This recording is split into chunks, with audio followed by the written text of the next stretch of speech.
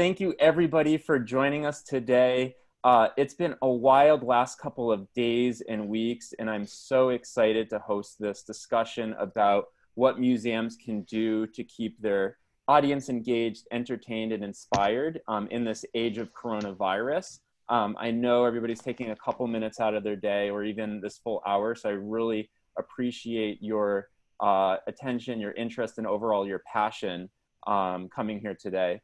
So a couple brief remarks before we kick things into full gear. As we all are fully aware, museums and cultural institutions are facing this uncertainty about what the next days, what the next weeks, what the next months, even the next seconds and minutes hold for them. It's a super maybe not like point. that. Yeah. And while no official numbers have been announced, we know that several thousand museums are temporarily closed or facing closures, and the public is being encouraged to stay at home, to flatten the curve. And so for many of us, it feels like life has been flipped on its head. And for some of us, it truly has been flipped on its head. It's been an absolute roller coaster ride. And so, where can we turn to answers right now? Where can we turn for support? And while museums are physically closed, what are creative and unique ways to keep audiences engaged? And what does it mean to be a distributed museum? So ultimately, how can we keep our audiences engaged, entertained, inspired during this time?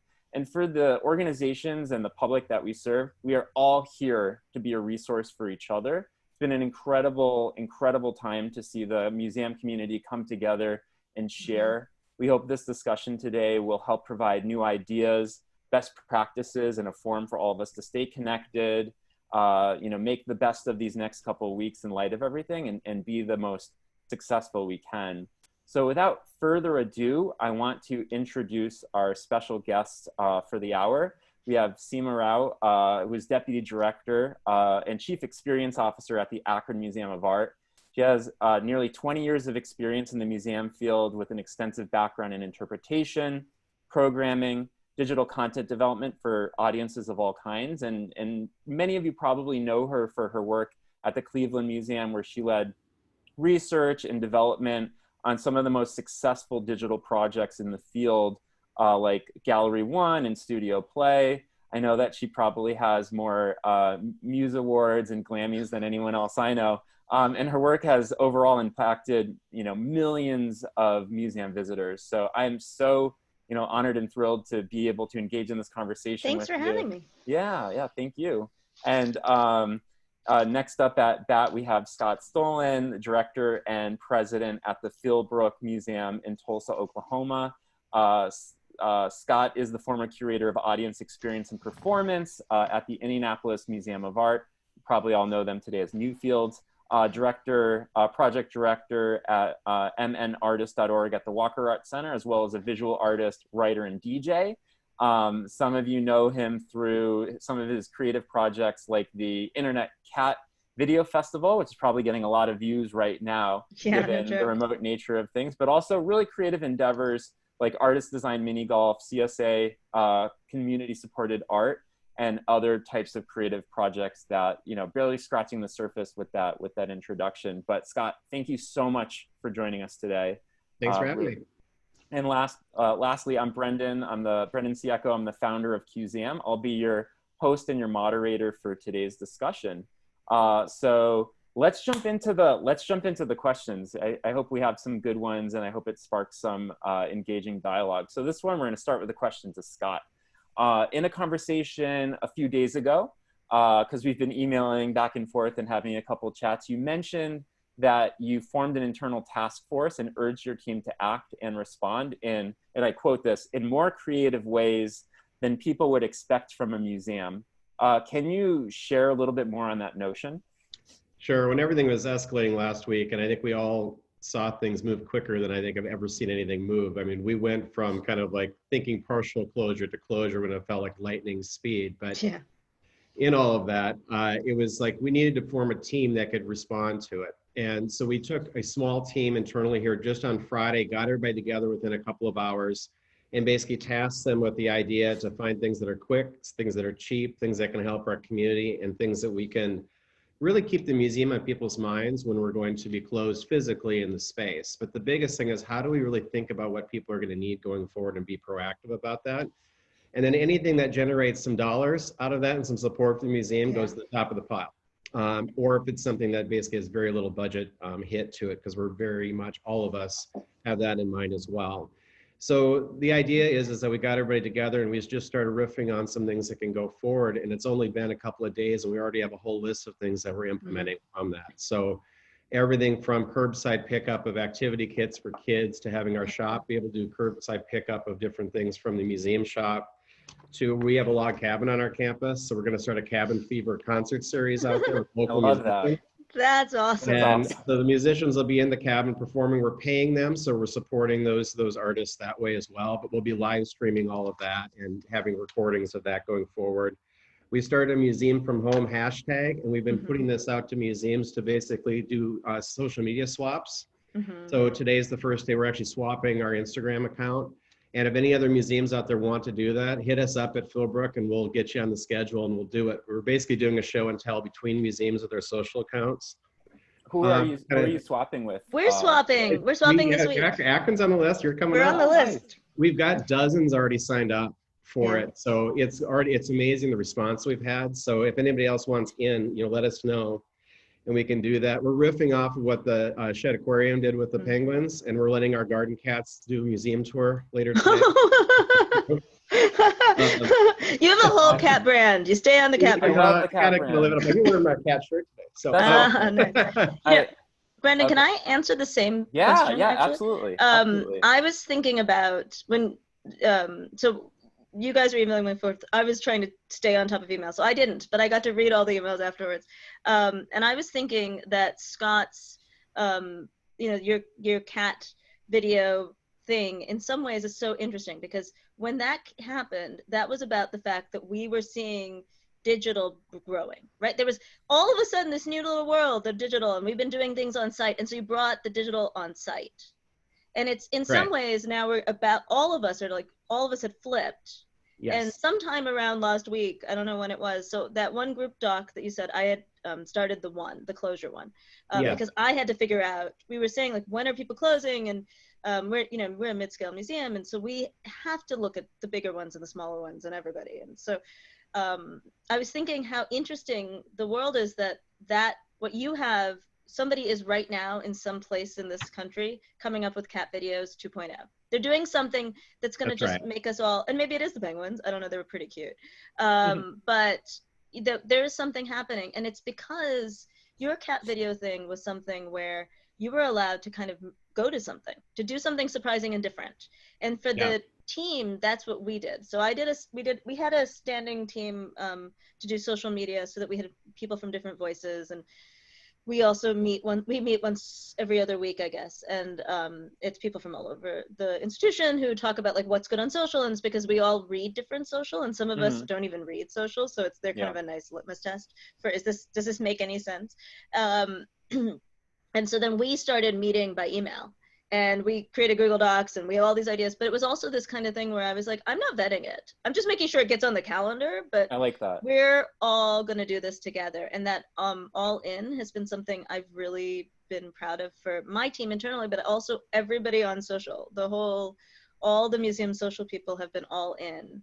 And Scott said this before we started, but I would say this again, because I can see all the names, and a lot of them are Muse social people. For all the people who don't know who's going to help you get this through this, the Muse social people are going to, because they have been spending all of their time, all the time, looking at what people who don't come to museums do. And right now, all the people who don't come to museums, this is our chance to catch them, because the people who come to museums are using digital, and they're sharing it with the people who don't come to museums. And so, all those days that you were sitting in a meeting where somebody's like, but what do the non-visitors do? Well, today, everybody could be a visitor, and everybody is right now a non-visitor. Yeah, it's pretty. Oh, I was just going to say, it's pretty amazing to think of Muse Social as not just, social media. It's really in-house R&D and kind of your pulse on what the public's looking for. Scott, you want to add a couple things, and then I have a Yeah, question just really for Seema. quickly. I mean, I think it's, and I think that's spot on, Seema. And like the thing I always said about the cat video thing is that it wasn't about cat videos. It was about watching cat videos together. Yeah. It was about doing that activity together. And now we're basically reversing it in a way, but it's using the technology to still remain connected. So I think that's the biggest thing is how do you maintain connection throughout all of this? That We're is just flipping totally platforms, flipping That is tools. it. Content's the same, but using different tools to do it. But to the communication point, because this is where it is going to be museum social and all that's going to get us through some of this, but it's also from leadership there too, to be clear, consistent, honest, be as transparent as you can be, and communicating to a point of which you think you're over communicating. And I think this is the point of which is that the mistake to make right now is to turn off because your museum's turned off and think that your audience isn't listening. They need you now more than ever. No, that the last point about they need you more than ever and they're not listening. It's every person, any other person who's part of our community wants to hear from us. And that's your staff and that's your volunteers and that's everybody, because this is a time, it's, you know, that thing I don't know who tweeted it. It was some writer. I hate living in unprecedented times. And I was like, yes, that's right. That we all are in this together and it's really uncomfortable for every person. And for a lot of leaders, particularly, I think we think of we're very focused on certain outcomes. Like Scott said, I mean, I am too. I want our organization to succeed, which does mean bringing in money too at this time. Like they're all those things. For sure. And so a lot of those things are outward looking. And so we often preference communication to them. So the other thing about your first question and answer was that you were saying, I came inside, I told these people, I honored these people who worked with me, I told them what I needed, they told me what we should do. You were communicating internally. And that to me has been, you know, I mean, I was saying before we got on, I have a cold and allergies and a cough. And I actually emailed all the people I work with to tell them I didn't have a fever, which is something I would never do. I wouldn't even think to say it out loud. But I thought this is a time where actually a little oversharing is not going to hurt us. Agreed. For sure. You know? And it's we're going to have to be human in this time. Absolutely. Absolutely. Well, Seema, I have a question for you. So, you know, as I mentioned earlier, you've been involved in some of the most innovative and celebrated on-site engagement initiatives in the sector. So Gallery One at Cleveland Museum of Art and a bunch of other digital and audience-centric initiatives. So with that being said, on site, what are recommendations you would make to museums looking to keep their audience engaged when clearly on site experience is temporarily off the table? So when they're physically closed, how do you take advantage of these other channels and other avenues? Well, I think, you know, Scott sort of said this. There's all these people out there who want something. And in many ways, they're the same things they want when we're on site. They want to be collective. Actually, the point that he made about the cat videos and they were all together watching it, I've noticed how much people are putting on, like, I ate this for dinner. Let me show you, and even more than ever, the people are actually using social in a collective way in separated spaces. And I would say that social was one of the biggest things for all the initiatives. And I did a lot, I mean, I did digital, but I also did a lot of community engagement and, you know, lots of other ways to get collections to people's, you know, consciousness and give them ownership of it. And so they want to be with other people in some way. So even if they physically aren't, they want to share it. They want to talk about it. And I think that for anybody who's trying to figure out what they're going to do next, it's going back to those fundamentals. So for us, a lot of fundamentals, we had been talking for months. Anybody who's ever heard me talk about Akron we have a weekly cross-departmental cookie hour at 2:00 on Tuesdays, which everyone should do, and we solve a problem. And so one of the problems we actually solved is, what do visitors want from us? And so I went back to that, and a lot of it is, you know, like there's things like they want to do. For example, we have been talking a lot about verbs for our audience where we are in our region. Even though digital will move you past your region, those core people are the ones you maybe know best. So starting with them is a good sort of sample size. And for our people, a lot of what they wanted was to do something. They wanted verbs. So the things that we're focusing on for social are things that kind of are verbs. Learn, explore, make. And so we decided for our audience, that was the key to what we're going to do. Surprise, you know, those are kind of the things that mattered to us. Thank you. Well, let's talk specifically about some of the online channels from the remote connection side of things. What are some of the must-have channels right now that your museum's tapping into, that you're watching other museums tapping into? And specifically, you know, what would a week's worth of content look like during a week-long shutdown? I don't want to paint a picture of a month-long shutdown. I know that's clearly happening, but, you know, for a week, for someone who's never maybe put together or been in a scenario like this, which is probably all of us, what does that look like? I know we're seeing some amazing things happening at the Shed and at other museums, leveraging different channels, having a moment of zen and relief for people.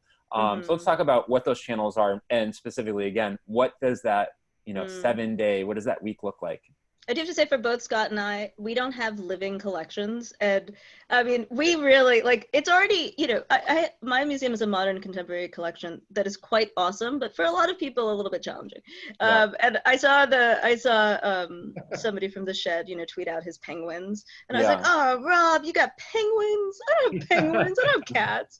You know, like, I have a silhouette, which I love. But, you know, like, for some of us, it's a little bit more of a jump. And I think for my scheduling, one of the things we did figure out was, well, the penguins are going to win right away. All those living things, they got their videos. I really didn't want my staff to go back into our building after we went to work offsite. So we're not, whatever video we had is what we're working with right now. We're trying to, you know, like camping. We're just dealing with what we got. So that was the first thing about scheduling. We figured out what our resources were, what our, like Scott said, what we want to do, how much we can actually accomplish, what it would cost us, what would earn us, that kind of thing. So that was our first step. Yeah, and we're using the you know, the channels that we already had, of course. So we're using Instagram and Facebook and Twitter like we always have, using Facebook Live. And this isn't the time to reinvent something new. This is the time to use what the platforms that we already have in place. But it's how do we use them a little bit differently? So can we recycle some content we already have, which is one thing, you know, we've looked at. Yeah. How do we look at some things by, whether it's, you know, everybody's doing the live streaming tours and things like that that are easy go-to. But we're also trying to see what can we do that's unique. So we're kind of leaning into trying to do some slow live streams. Nice. So all of our tulips are coming up in the garden and nobody's here to see them. So we make the live stream of the tulips growing, for example. And ways that we can do some things that maybe stand out a little bit, that maybe go the slow TV route rather than, you know, the fast route on things too. Because the biggest thing is this: people are looking for things they can do that are educational as a distraction or to teach their kids because everybody's at home. Yeah. Or they're looking for things that are an escape from everything that's happening. So how do we kind of be able to fulfill some of those things? Actually, we're very similar in the in that too. So we were talking about, so what's something that actually is great in digital, natively in digital? And I do think details of artworks are something where, I mean, I have terrible eyes, and I also know that, you know, every garden in America wants me not to stand too close. So digital is a great example of that. And we were talking about meditating on the surfaces of, we have a wonderful modern, American modern collection.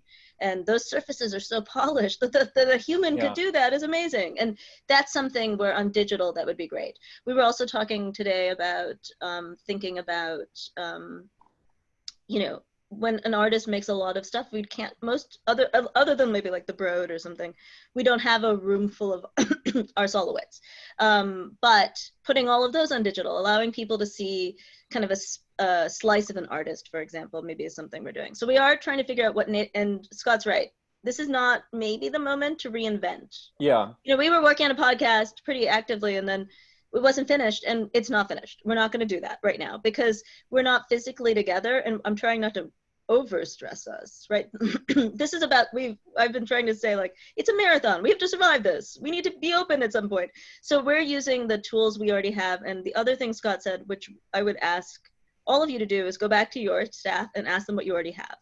And that's what we did. We said, what do you have in your camera reels? What do we have on our VPN that we can get access to? What tools did we already use for educators, for example, that we could reuse for families? Our scheduling thing, to go back to Brendan's thing, we've decided, and I think scheduling will be, we've sort of figured out that it's going to be fluid a little bit because we don't know the way people's rhythms of usage is. So, you know, where you used to schedule like only one, you can't overschedule. Yep. Now people seem like they want to be online all the time. And so right now we're trying kind of deep content that, like tour content, stuff like that in the morning. For the people who've like shown up to the work in their office content people, like, oh my God, I'm at the office, but I'm in my bathrobe at home. So we gave them something deep, thoughtful in the morning. And then we did afternoon, the more kind of make it, the people who've now spent a few hours with their children and they've lost it. So we try to think about like, what are people's daily rhythms? I love that. As a sense of that. That's one thing we're sort of thinking about. Another thing that I invite everybody to participate in is museum games. We're doing an initiative, and you can just reach out to me and I'll help you with that. We'll be working together across every platform. Scott started by talking about distributed. We are not in competition with each other. We are all in this together. And so we're doing a crossword puzzle.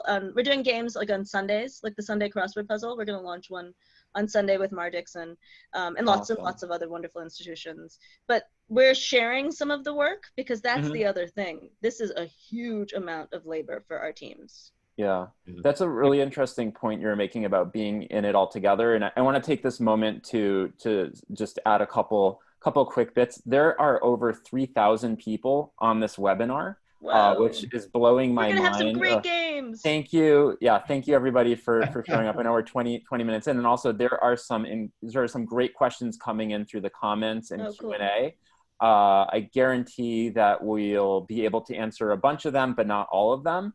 So add those to the general channel, and we'll loop back on those. If not today, in the next hour, then I can assure you we're going to create a sheet and we're going to share it with the community at large, so that if you have a question, someone from the community surely has an answer. And on the point Seema was making about we're all in this together, I want to actually jump into a question that came in from Laura Freeman at the Bruce Museum in Greenwich, Connecticut.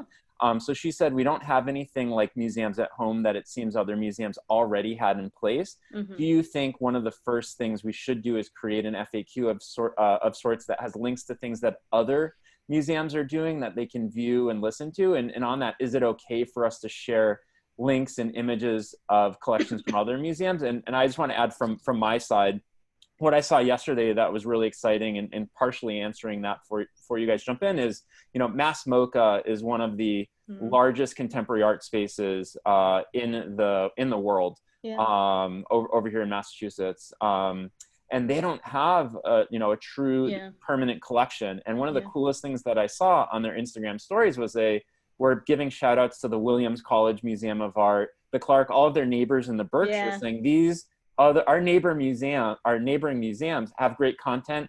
They're looking for eyes. You're looking for inspiration. I thought that was the coolest thing to see, that level of camaraderie. So SF MoMA was doing it for Museum at Home the other day. Yeah, I think definitely we have lots of resources, and we're still deciding to share other people's resources, because this is the time to do that. And part of it is we're to our visitors, I think like Starbucks. You walked into Starbucks, you don't know if it's a franchise or if it's a company, you don't care, you want your Starbucks.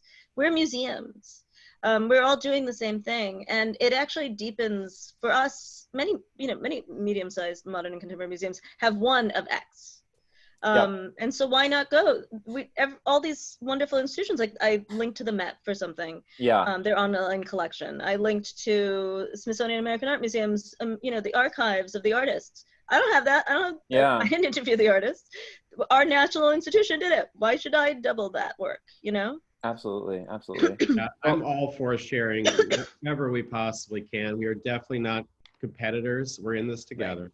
Yeah. And that goes even for people that are in your own region and city, is that we really need to be able to partner with each other. And this is a great time to be able to do more of that. And I'm seeing that happen. I will say locally, we've been doing that with all the cultural organizations here in Tulsa, and I know that's happening in other cities too, but it's a great opportunity for that to happen. And I think we really should be using what's out there, sharing it where we can, and helping each other out. And that absolutely even goes to throwing ideas out there. And I wanted to throw one idea just from the last question in there, just what I'm thinking. We're all looking at kind of different people's like homes basically through these webinars and other things we're doing now.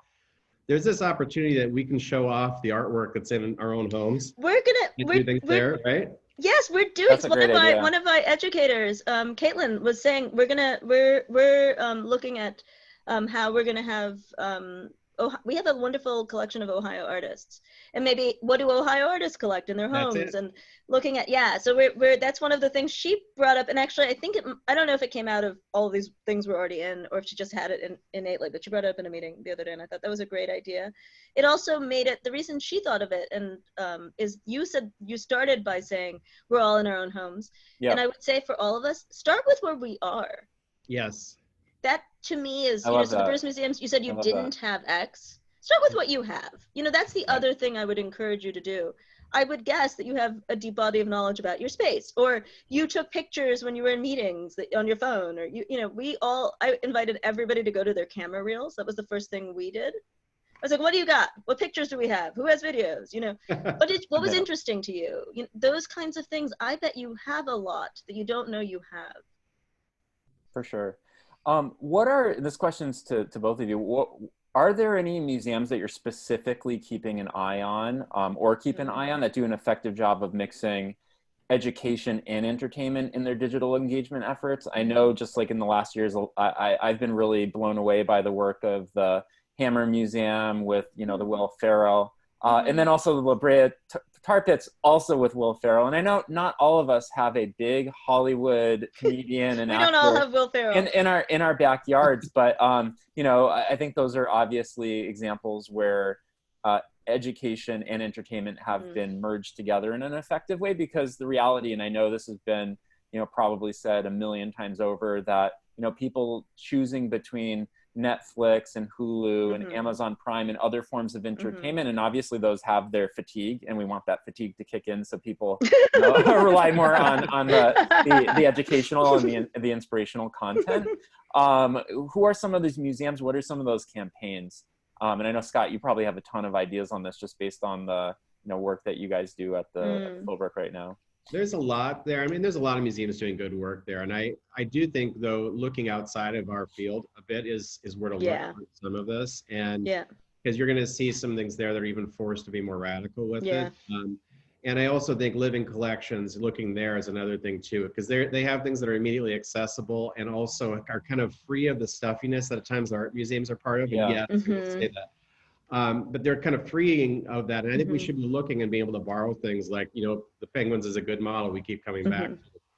The other thing is, I think, looking in the podcasts and seeing how podcasts have been able to do this. So I'll use an example, giving a shout out to, there's a podcast called Brains On. That's a kids science podcast.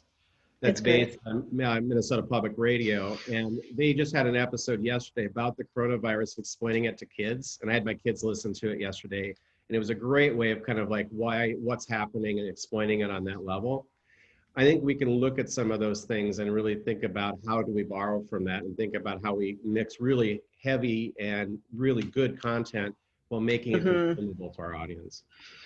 No, I think you're right. Here, so I mean, there's so many, and I almost feel like, because I know so many of these people, I don't want to necessarily, I think there's lots of good people, and some of the names are escaping me. So there's lots of people I love, I can't remember right now. But I do think, like, Monterey Bay Aquarium, they do one of the things I like about their tone is that it's very kind and gentle. I mean, I think for me, each institution is working on their own tone. You know, the Getty has done a really great job with their tone.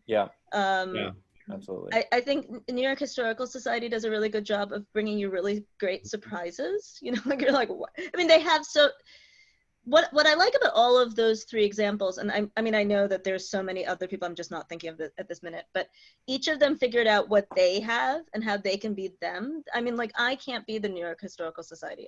I'm not in New York. I don't have a historical collection. I don't have, as we started with, penguins. And so instead of starting with what you don't have, it's like starting with what you have and what's your brand within it. But Scott said something else that I think we should all think about as a field right now. Nina Simon had put in her newsletter just this morning, maybe right now, that it's a good chance for us to think about what the future is going to be. And I had written yesterday on my blog post about there's all these divergent roads that are ahead of us. And we don't know which one we're going to take, because a lot of it does deal with funding and money and lots of other kinds of this, you know, service sector and, you know, all kinds of things. But we do get some choice in it. And our Ira Glass once came to speak many years ago at our NPR station, WKSU, and he said, oh, somebody else just and he said one of the things he thinks is the biggest problem NPR stations have is that they want to be brain fuel, and so they brand themselves as smart above other things, when really people are there to get so many things beyond smart. And I think the best of social across the board, it's sometimes not just one channel, but like a tweet itself, is that they decided they were going to blend smart and entertaining. They were going to blend funny and curiosity. You know, they weren't just going to be the smart guys and the sort of snotty ones. They were going to be with the people for the people. Let's dive into that aspect of kind of the melding of different dynamics, whether it be you know, educational, entertaining, funny, all of those different dynamics, where in many ways I think some of the projects that have had the biggest impact on audience engagement have been in that realm, and they all started with really small ideas. Let's like rattle off, you know, Text Me SF MoMA and a wide range of other things, really small ideas that turned into big things, ... Internet Cat Video Festival and other things that it kind of sound, you know, in some degree in the traditional realm of the institution to be a crazy idea, a wild idea, a radical idea, when in reality they are not. So what advice would you have to the museum community here today, which is obviously full of ideas, and sometimes you need to pull out all of the ideas and show me your worst ideas to get to your best ideas.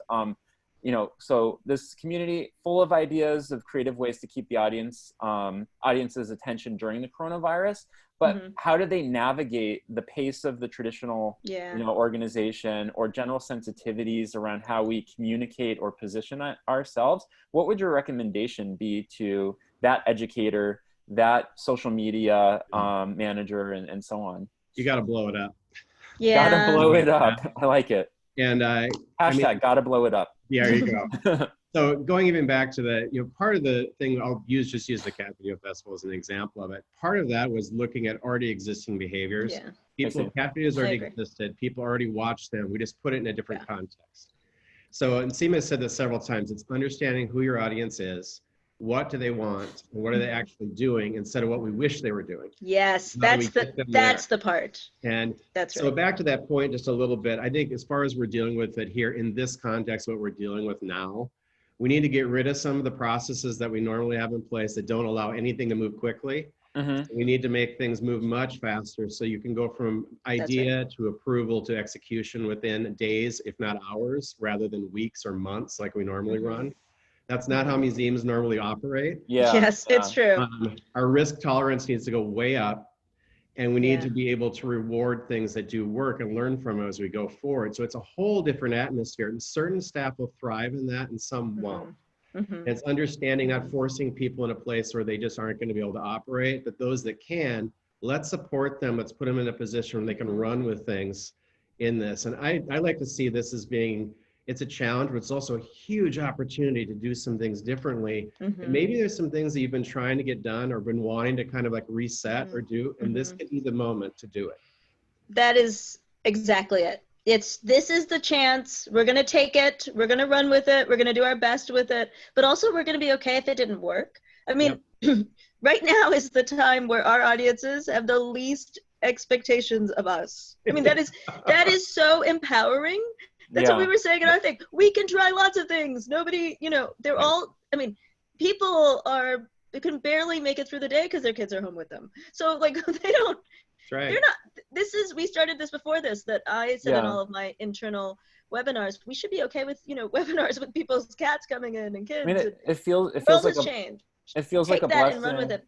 Can I say something though about Send Me SF MoMA? Yeah, absolutely. The other thing I would say, so run with it, you know, encourage people to experiment, fail, and be okay with that, learn from it. Also, don't kill everybody by doing, you know, too much, all those kinds of things. But the Send Me SF MoMA thing, one of the things I remember Keir Winesmith and Marla Masunis and Jay Malika were talking about when they had presented it, and maybe I feel like I'm missing a name. I'm sorry, whoever I've just forgotten. Maybe Chad. And that they had, Marla had been tagging artworks, and she'd been talking about how she had already been thinking about collections. And so they used something they already had and then did this really groundbreaking thing. But they did actually start by looking at what they had. And so for so many of us, and figuring out what they can accomplish with what they have. Obviously, SF MoMA is one of the largest institutions, and their have is a lot bigger verb than my have, perhaps. But, you know, a lot of you guys, a lot of us, all of us potentially, are in our houses, as Scott reminded us, and we have maybe just our VPNs, if we're lucky, and our phones and the pictures we took. But we have all this imagination. So this might be a time, for example, you have no pictures of the new exhibition that just opened on the 29th of February that you want to show everybody because it's so incredibly wonderful. And so what are you going to do to solve that problem? And I think if you can get into that situation where you're like, okay, there was a different way we solved it, you know, before the deluge. Now we're here. How are we solving this? And I think that's where you start changing the mindset of communication too, that this is the problem we have.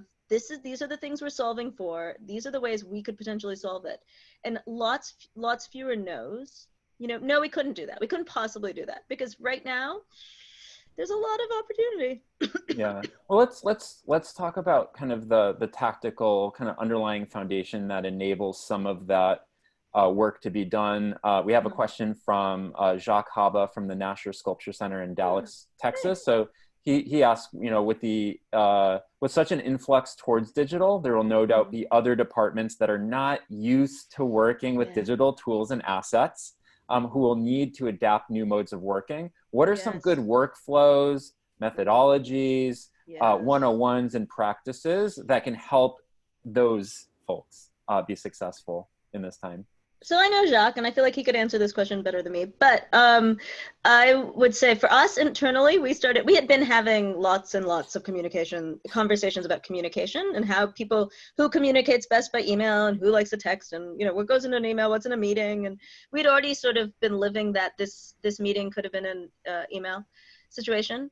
But then when we got to this world, we, for example, have this last couple of days, all of our teams have tried out Zoom to see if we can all do this together. We have articulated which of our meetings can go to be emails, which ones can be Google Docs. We sat down, everybody has been working on work plans. So we knew time would be different for everybody all of a sudden because you know, people are chunking hours because of husbands and kids and partners and wives and whatever, spouses. So we moved to a place where we've been more outcome-based to help us not talk about time quite the same way because everyone's time has just become fractured. We wrote down a lot of policies. Like we wrote a work at home policy and a email policy. We actually had the email policy. How best to work on conference calls, because not everybody, many people were joking on Twitter, if you've been part of Museum Computer Network, you know to mute your phone, but not everybody does. So, you know, those kinds of things, getting everyone up to speed to the same are all things I would recommend. Seema, can I ask you, you know, based off of what we're talking about here, it's obvious for many folks working in the field, in really any industry, this might be the first time they're working remotely. And I know, you know, in addition to the self-care aspect, which is a topic you've absolutely led the dialogue on in the museum field, what are some tips you have to, you know, the team building and keeping morale high internally? Because I almost see that as equally important, keeping everybody's eye on the ball, keeping them motivated, keeping the morale high. How do you do that remotely? Yeah, I know. I mean, we're all like in a brave new world, right? Yeah. I've been trying to send, I mean, I honestly feel like my team is doing amazing. They're like, they're just, I mean, Scott said at the beginning, this is a time to be truthful and transparent. So I've just been like, hey, I'm so glad. Thank you for doing this. We have to send this emergency press release this minute while you're going to get sugar before the, you know, before the world ends, or whatever. And so, I mean, I think being honest with them is good. I have been saying to us, but I haven't been modeling it. You know, the museum games is exciting and you should join us. But writing a crossword puzzle for a lot of museums is hard. And so I was like at home last night thinking, oh my God, I have to give a talk about wellness and I'm like, I'm not doing wellness. But I would say that one of the things for me is giving ourselves grace. So that's the thing about, that's why I keep saying about like, we should be okay with the world being a little bit wonky. We should be okay with people getting on the webinar. We don't give ourselves a lot of grace because most of our organizations have a certain level of finish we have to have. That's just how our field is and what donors expect. But in this sort of brave new world, that grace can be good for us and we should give it to ourselves too. I've been trying to say to them, you know, okay, like what do we not need to do? If we're now pivoting, what are we not doing?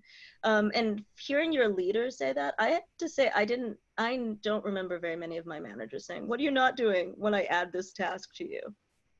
Yeah, I think that's really important. And I think from the leadership side, it's to really understand that, to be honest, be as transparent as you can without freaking people out. Yeah. But being consistent, because right now, because this is moving so quick and there's so little that we feel like that is a known, the more of a constant that you can provide will help a lot, and it will let staff be able to do their work. Yes. But also, it's, I think, on the other side of that, and I've said this several times in meetings over the last few days with staff, is that there's certain things that I honestly don't know. Yes. And to be able to say that and be honest with that is, I don't know. Yes. And we're going to figure it out together, and we'll know more in a few days, but I don't know right now. That's right.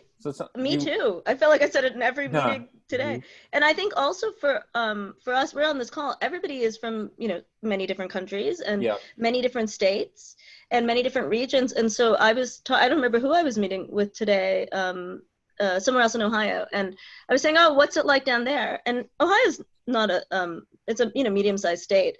It's not that far away where this person was sitting, but it was far enough away that it was very different than what it is up here. And so not knowing is sort of compounded in our field right now because like I'll talk to somebody in Monterey and their world is like this and my world is like this. And being honest about that sort of uncertainty, I hope it's good. I mean, it feels like the right thing to do. Yeah, it seems like a time, if there was ever a time for your leadership, for your directors to be a little vulnerable and to open up and let people, you know what they don't know and be honest about it. I think that there's absolutely no better time. And I think that's a value that's really hard to come by, obviously, given the polished nature as you guys were talking about. Shifting gears to another question from the audience. This one comes from Ariana Bayer at the Fine Art Museums of San Francisco. She wants to know, and I know, Scott, you answered part of this earlier, which I loved. How do we continue to support the artists and educators who are the authors and facilitators of just the kinds of rich programming we're all scrambling to shift online? Yeah, let me just add a little bit to that. I think one thing is we're going to have to be comfortable allocating resources a little bit differently. So the budget we may have in some areas, you know, one thing that we haven't really even talked about is exhibitions. You know, this has have a dramatic impact on exhibitions. Timelines get shifted, but it also means moving budgets around for some things too. So should that be moved over to areas of the actual stuff that we're doing here? And I know it's going to be more disruptive than people even realize now about what's going to happen at an exhibition level as things keep going, but it's something we need to start planning for now. But on a really smaller level, it's also looking out there, are there other partners, other organizations, other businesses that we can be partnering with to help out each other? So, you know, we had, for example, we're still letting some people in very small groups into the museum. So we may look at actually having a local yoga thing, do a live stream in our gallery and be able to put that out. So we're kind of doing something together, something like that. I mean, when, you know, when everything's closed until further notice, what role, and I know it's kind of like an obvious, I don't even want to say if any, what role do you see live streams playing over the upcoming days and weeks? And I know we can talk for an hour just about live streaming tours while it's closed and recycling content, but you Scott, you're talking about yoga. What are some things that we might be seeing museums live stream in addition to their, you know, docent, curator, or director walkthroughs of the museum? Well, I'll just, and then I'm sure Seema's got a bunch of good ideas too, but we're doing everything from the slow TV idea of like putting a cam in an artist studio for 8 hours and just watch them work, to being able to, you know, just watch our garden grow, to the other side of things of doing behind the scenes tours and, you know, curator tours a lot of people are doing. But it's also, what can we do in this unique environment? And this is when I kind of come back to being in people's homes. Like, you rarely say like, hey, let's go look at somebody's personal art collection. Unless you're in this scenario. So no, it's true. Those things. It's true. It's true. In our so we sort of thought about not the live stream from the site, but the home sort of things we've been thinking a lot about, because it's the situation we're all in together. I do think there's a thing about museums, like we are definitely spaces that are purposefully different than your home, right? For lots of reasons, we don't put artwork together because it looks nice, like Brendan and I were talking about, my daughters made this thing behind me, and I just like my daughters. That's why I put it up there. That's not why we put things in the museum, And so we work very hard to help people understand spaces and, the reasons artwork is together and, curating. Could you see a museum having a live stream exhibition comprised of works that belong to their members and their local audience versus something that, talking about flipping the lens the other way, like it almost seems like someone is going to do that. Yeah, we were talking about maybe not a live stream, but sharing. So like people could take over a handle. One thing for me that I've been very careful about is live stream does take some effort. And like, we're very much about what's the effort, what's the, thing. So we're actually doing, like, we're thinking about videos. We have one of our studio artists is a wonderful screen printer. And I said, actually, I think somebody who's like lost their mind would just enjoy watching you screen print for like an hour. There's something very meditative about that. Or, we talked about video because then we could use that and she could do it when she needs to and whatever. But yes, I do think that the underlying thing of your question, Brendan, is, are we going to change the paradigm of what is shared and what is included and what is permissible in our spaces digitally? I think so. For sure. And when everything gets back to normal, which we all probably hope is as soon as possible, do you think museums will see that as an opportunity to re-welcome their audience and in some sort of special and unique way? And what might that look like? Are the 2.0s and the 3.0s of our organizations coming? Yeah. I think they are. And I would say this is that if I'm going to be, and this isn't for me to sound like dire or anything too, is like, I think the normal we're going to come back to is going to be a new normal. No, this isn't going to go back the way it once was. And I do think this is going to last longer than a few weeks. Yeah. And what's going to be really critical right now is that people understand, like, what's it going to be in the future rather than protecting what it was in the past. Mm-hmm. And it's be able to move forward and see it as an opportunity in a way of kind of really anticipating what things might be. And it could be a small disruption. It could be a major one. We really don't know. No, it's true. But we also know this is going to impact funding streams. Absolutely. Considerably. It's going to impact audience. It's also going to impact ways that we do things going forward for quite a foreseeable future. And who's going to do well in that environment is the people that right now are already thinking about that, rather than when it's on their doorstep. Mm-hmm. No, that is true. I do think one of the things we'd been working on before sort of all of this started was that we were planning our centennial, which is in 2022. And when we first started, we were sort of like, it should be about the future. And somebody said, actually, the future is hard to think about. And so somebody else in our team, and I'm sorry, I would call them out because it's a good idea, but I can't remember who said it, was that the future is tomorrow. And they were talking about how, like, the future is continuously being built in very small chunks of time, incremental chunks of time. And I've been thinking a lot about that for this situation because yes, I do think I don't even know, that we read these kind of dire things that your, dad put on Facebook or whatever, and they're pretty scary. And so they're so overwhelming. I was saying to somebody, I was like, I can't even watch the press releases. I can't. And today, and she was like, yeah, no, it's hard if you have, it's hard to chunk all that information. So you're right that we need to know that the world is changing. But I wouldn't say for my team right now, we're focused on the tomorrow and the near future. And we are thinking about the very future, but we're trying to build that very future by the things we do in the near future. Mm-hmm. So expanding on that just a little bit more, what can we learn from this and how can we use that to plan for the future? And in some ways you're talking about it in a way where it seems like our timelines are being greatly condensed. The things that we maybe thought we were going to experiment with in 5 years, I love strategic planning. 5 years out, we're going to do this. Like 5 years out, there's going to be self-driving flying cars. Probably a little hyperbole there, but you know, moving that closer where, as you said, the future is tomorrow. So, you know, it seems like we're building that while we're going today, but it seems like everyone's learning a lot. How do we use that to plan for the future if the future is now? The speed of everything is, I mean, let's just use this last week. I think I wrote 4 different press releases or different statements about that immediately were outdated within hours. Yes. Yeah. No, it's true.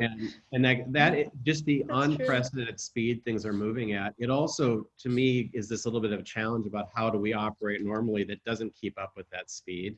Yeah. And so I think it doesn't mean that we need to be running at this kind of, you know, incredible breakneck speed all the time. But I do think, you know, at times the speed of museums has been like an issue comes up, we think about, we plan for it, and then 2 years from now, we're gonna do something in response to it. No, it's true. And by then it's gone through 1,000 different news cycles and it's at a, you know, so how do we really think about how do we respond more quickly? I totally agree. No, I totally agree. I think that's one thing we'll definitely learn. The other thing you said is like, I had to throw out 3 press releases. I think as a field, we don't throw things at, there's a sort of preciosity to our work that we're going to have to lose a little bit. We're going to have to be okay with just the way it's going to be, you know, and that I think will be a real positive for our audiences. I think that there's core competencies that we should that are precious and they should stay that way. But there's other things that I bet we could have made a little bit more colloquial, you know, more approachable. And we're gonna have to do it now. For sure. And so question, this is maybe gonna be one of our last questions from the audience, and then we have a couple more. This comes from Ryan Dodge over at the Canadian Museum of History up in Quebec, Canada. You know, outside of museums who already, is it? Oh, my mistake. Ottawa, right? Oh, could be. Check after. Right on the border. Right on the border. You can see somewhere north of Boston. Not. Somewhere north of Boston. And north of Akron and north of Tulsa. Anyways, you know, outside of museums who already have virtual tours, and you're probably. Oh, it's on the Quebec side. Ben Fast tells us. Gotcha. Thank you. Gatineau. They're in Quebec. They're in Gatineau. So outside of museums who already have virtual tours, fully digitized collections, what can museums do to keep their audience engaged, especially if their staff is locked out of the museum and they don't have that content we're talking about? I know we did talk a lot about taking what you already have. What do you do if you maybe don't have as much digital content produced? What do those campaigns look like? And how do you do that without the access? Well, I think we've mentioned this a little bit. I think it's using people where they are. So if people are in their homes, how do we use some of the content that's there? And how do we do some of this through us being all scattered all over different places, which is a different challenge, but some different opportunities in that, you know, too. I think the other thing too is it can be really analog in a lot of ways. It can be as simple as sharing something to Instagram or to a Facebook page, putting a prompt out there and having people share. It doesn't have to be a really complicated thing either. The biggest thing is just staying in people's kind of consciousness and being relevant. And how do you use some of those things that are out there? Yeah. I was also thinking about what, you know, a lot of times you don't have maybe the picture of the object, but what else do you have? So you have people who've seen the object who might have taken a picture. Somebody in our staff was saying, you know, if we need a picture for a tour, what if we like crowdsourced it? Anybody take this picture in this gallery? So that was one thing. You know, there's probably local illustrators who could really use the work. For example, there's also, if you're asking a question, you could actually write it on a piece of paper. You know, like how far, what did you really need to get at?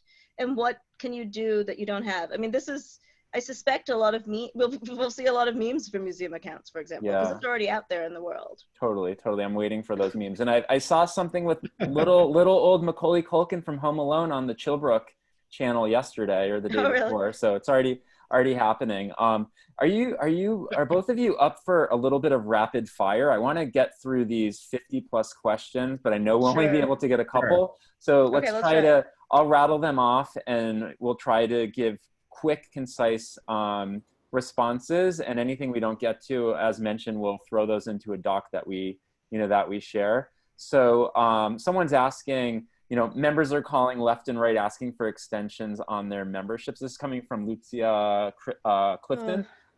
Is it too early to make a decision about that? If not, what do you recommend? Do we extend a month, 2 months, 90 days? Yes, too early. Quick answer on that. Too early. Too early to say. Okay. I mean, and it's not just us, right? You know, Disney is saying like, hold on, Disney waited 2 weeks before they told us. You know, it is actually we're within the paradigm of every other organization that's like, wait, you know, in unprecedented times, that includes trying to wait to make the best decision for everybody. Great. This next question comes from Christy McMillan. She did add before her question, great point, Seema. So I want to give that. Oh, thank you. Thank you, whoever you are. Thank you. So Christy asks, is anyone monetizing or asking for donations? So is anyone monetizing any of these online activities or asking for donations along with the new online content?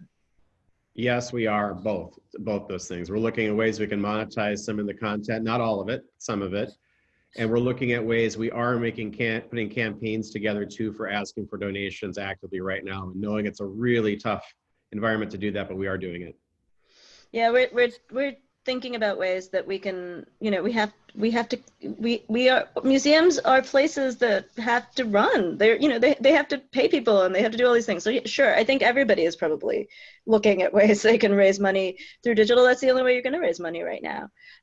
Or calls to foundations potentially, depending on what region you're in. So sure.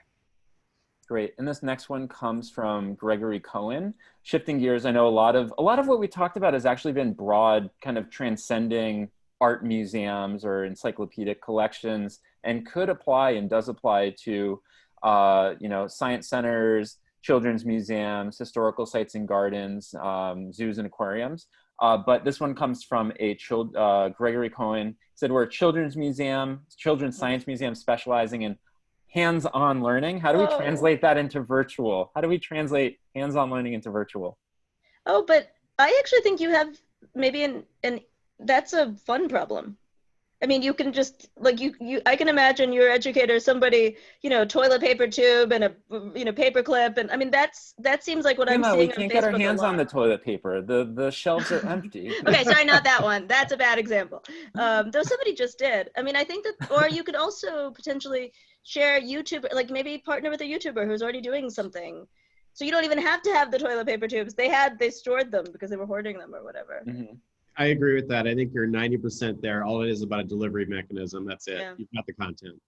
Cool. And I want to give closing notes before we give our last question. But, you know, in general, like the biggest question for everybody is, what are we doing as teams? What are we doing as a community to engage the audience during this time? And after the webinar, you know, in an effort to share a lot of these ideas and again, answer some of those unresolved questions, we want to compile them into a living document to share with the museum community. I know Seema's taken the lead on that for some elements. I know that my colleague Dan's taken the lead on membership and fundraising. I know that MCN, Museum Computer Network's taken an extraordinary lead in compiling a lot of these, but we're going to put together one living doc, and we invite people to share some of their thoughts that they, you know, have here on the webinar. Feel free to email them over to anybody here, whether it be Scott or Seema or myself, and I'm confident that any questions you have, you know, can be answered by someone in the community. You're not in this alone.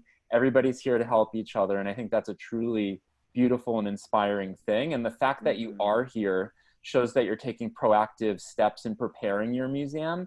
And you're, you know, at the end of the day, we're all stakeholders and you know, want everybody to be successful and happy and safe and healthy during this very uncertain time. So with that last note, Scott, can you leave us with one big idea that we can bring back to our organizations during this time, preferably not involving explosions? Well, okay. Oh, well. So I view myself, and a lot of my career has been kind of working with as a change agent and kind of as a disruptor in a lot of cases. And this is a case where it's being kind of forced upon all of us rather than us going out and trying to change things ourselves. And I think the really important thing is like how you approach this. So there's a way of either approaching it as a challenge and feeling somewhat, you know, paralyzed by it and not knowing what to do, or you can see it as an opportunity and how are we going to actually use this to be able to make some changes and be able to react to what's happening around us and then control some of it going forward. And that takes planning. It's going to take some thinking outside the box. It's going to take people moving into areas that they aren't necessarily comfortable. Museums like things that don't change for the most part. This is an extreme change. And I think we all need to kind of embrace that in a lot of ways. So what I would say is to look in your community. What can you do to help your community? What you can do in this moment, even if it's just to try to distraction, to help your community. So when this is over, that people are going to look and say, like, The museum is really a part of our community, was important, and it was there when I needed it. And so how do we kind of position ourselves that way? And a lot of it is just, again, I'll say this again, it's anticipating where we're going to be in a few months rather than where we once were, and be able to work towards that, kind of medium-term future. Sure. Thanks, Scott. And Yeah, Seema, can you leave I us would with one big second a idea? lot of those things, that we're in unprecedented times, and that you can take the phrase unprecedented times as being pretty terrible, or I'm just going to have to, I'm now in unprecedented times, I'm going to deal with that. And for me, I think it's the latter, that we are getting to choose certain parts of it, and let's just roll with the things we get to choose. And listen to your colleagues, listen together, work together. Give everyone a little bit of grace, and then find something that works for your audiences, for your institution, that feels good for you. That basically, as positive as you can make this space, the better, because we have to live through this no matter what. We might as well live through it in a positive, constructive, and exciting way. Thank you. Thank you. Well, Seema, Scott, and everybody who joined in, there were about over 3,000 of you from almost every continent and a wide range of countries. People tuning in at 2 o'clock in the morning, must be 3 o'clock in Singapore now. We really appreciate your time, your attention, all of the hard work you're putting in right now at your museum to keep everything moving along during these really uncertain times. One last note before we part ways is the whole conversation has been recorded. The webinar is here for you. We'll have that up online in the next 24 hours. Feel free to share it around. And again, feel free to ask questions and use the social media channels that are available to you to tap into the mind share and the thoughts and the creativity of your community. They're here for you to ensure that you thrive during the coronavirus era and all of the uncertainty. But I think at the end of the day, and I'm hearing this through the conversation right now, this is going to, in a lot of ways, reinvent what we thought museums should be doing, and we'll come out stronger. We'll come out differently, but we will come out stronger, having survived this together and having tried out new things and having experimented during these, trying times. So thanks everybody for joining us today. Thanks, Scott. Thanks, Seema. I hope you guys are well. I hope your families are well. And until next time, see everybody later. Thanks so much. Bye-bye.